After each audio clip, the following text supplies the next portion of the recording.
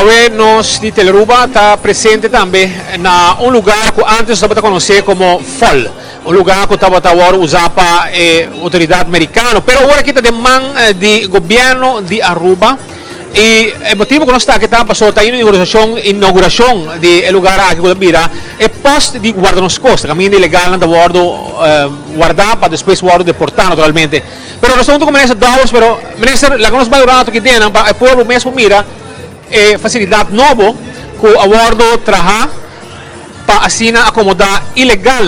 Sakita diz parte chiquito que nós temos na comunidade de Aruba. Quando nós temos esforço na guarda assim, arriba é projeto aqui.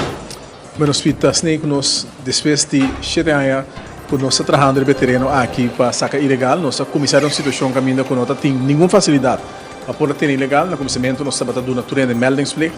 Dado momento nós estamos sendo gente em cela de polícia e em algum momento também que nós vai over na pôr gente em lugar prisão bio que nós tínhamos agora aqui. Estou contente para nós inaugurar um lugar que cumpre com o requisito de tratado internacional pelo que trata e tratamento ilegal.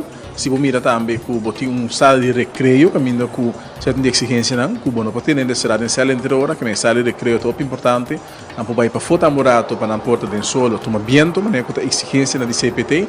E nós temos facilidade na caminho que trabalham também por oferecer esse serviço que não portar e também esse serviço que nós oferecer de carta de garantia que sei tudo no lugar aqui na Amazônia. Quanto gente por ser aqui? Em princípio, você aqui tem 40 pessoas. Na bota mira de cada cela, vou pôr 4 pessoas, tinha cela grande que eu vou pôr inteira uma família, se uma família ilegal, mas também eu vou pôr dos 6 detenidos em cela. Quanto gente você saca a última temporada aqui? A última temporada aqui na nossa, ano passado nós saca em total 1.500 pessoas e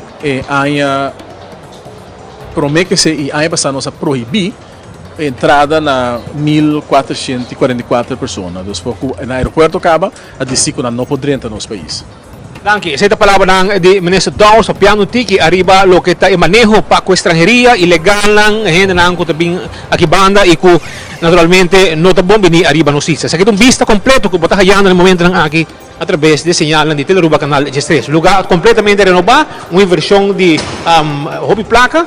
E com aquela clave award inaugurar o Iván Los Costa lo muda para aqui. Câmara de segurança tu costa completo den lugar novo que o Iván Los Costa lo maneja para atender com ilegal o guarda arriba no sista. O camarógrafo Canal J1, Nelson Andrade para Telenotícia.